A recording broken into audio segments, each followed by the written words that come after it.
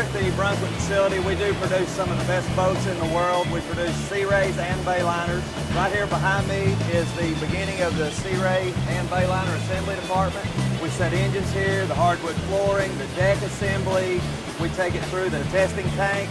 We take all the boats to the river for a full river test and performance test. And then it is delivered to final finish where they can make any repairs on the boat if need be, and then the boat will be ready for the customer. We build sport cruiser boats, pleasure boats. The SigmaNEST files actually operate 4 different machines for us. We have 2 different routers, 2 fabricators, and they both help us improve our yield on the different materials that we use. We take a week's worth of our build, our production schedule, and we nest multiple boats, whatever the material, the light materials are. So one sheet of wood may have 5 or 6 different model of boats. We build roughly about 14 a week right now. The routers and our fabricators are an integral part of that. I mean, we have such a wide variety of geometry to the parts that go in the boat.